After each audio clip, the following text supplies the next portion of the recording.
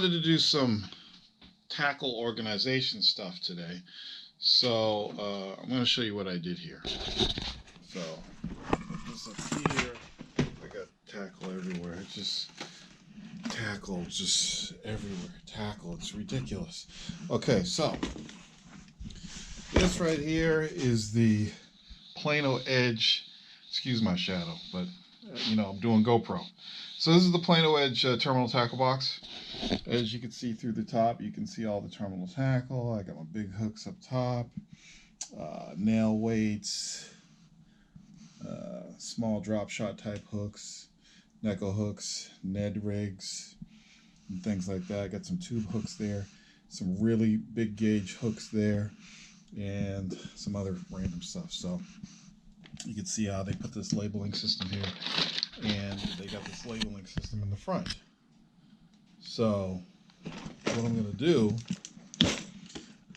I'm going to open it up so you can see it better. I don't know how you got out. But yeah, so here it is, and it's pretty dope, actually. I mean, this is the best terminal tackle organization I've ever had. I don't have to worry about hooks jumping out of one compartment and going to the other, or sliding under, or whatever. I don't have to worry about rust or moisture. It's friggin' awesome, and it's super organized. And it's got some open slots here too, as you can see. So, but this video is about polishing your organization. Now, you know, Plano gives us these spots where you can take a marker and write, but I don't want to take a marker and write, so I got this little Brother P-Touch, really cheap. You can get them on Amazon. There'll be a link in the description. So I'm going to power this on, and I'm going to create a label for terminal tackle. So I'm going to write it out, terminal tackle. Check your spelling. And then I'm going to print.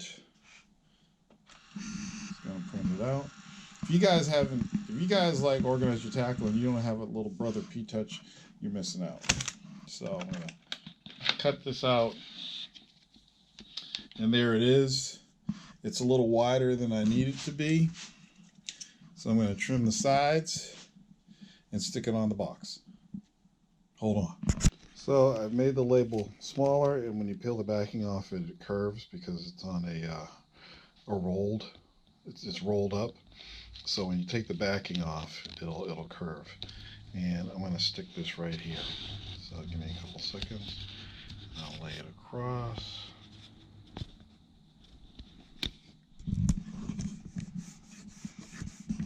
Okay. So there it is. Terminal tackle. Easy identification when it's in my tackle bag or when it's in the boat sitting up like this. I know this is terminal tackle. I know it's terminal tackle anyway because it's a real skinny box, but you know, you want to polish your organization. So best way to do that, instead of using a marker, I mean, a lot of dudes use a marker, whatever.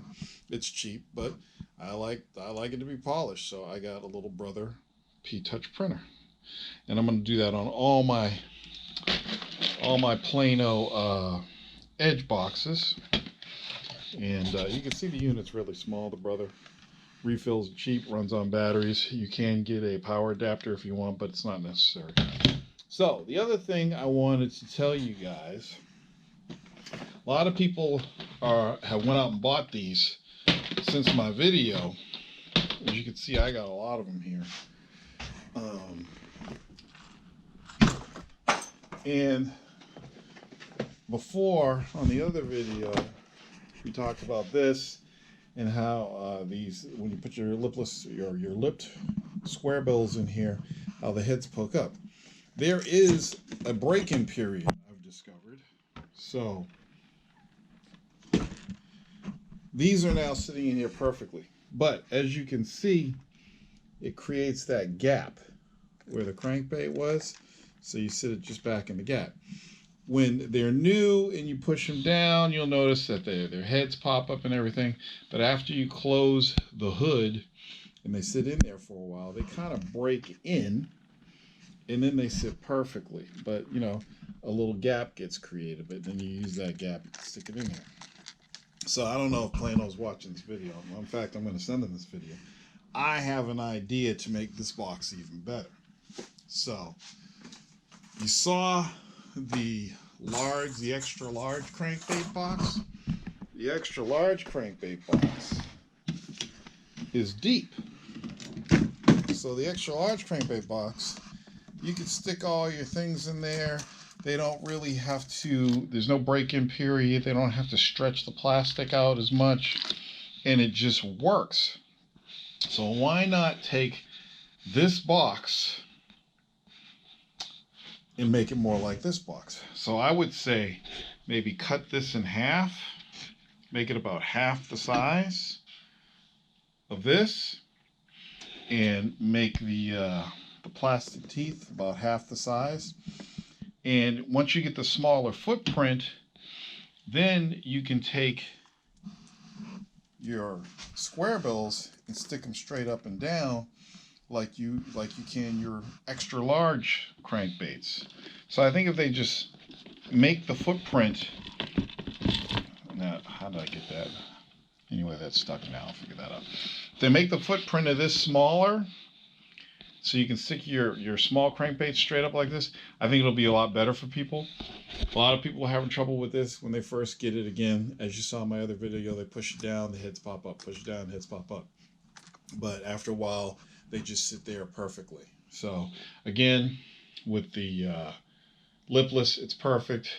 Jerk baits, it's perfect. With your smaller crankbaits, it's good. It's not perfect, but it's good. So I wanted to show you that. I've hooked, there we go. Okay, so yeah, so anyway, just wanted to show you guys that.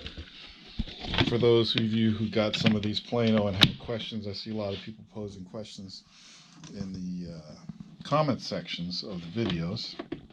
I didn't even peel off all this plastic yet. Probably do that later. But anyway, I'm prepping for Okeechobee.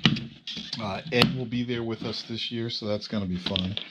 And we're trying to decide what gear to bring. You know, we go to Okeechobee because fishing in the Northeast is not easy. It's fun, but it's not easy. It's tough.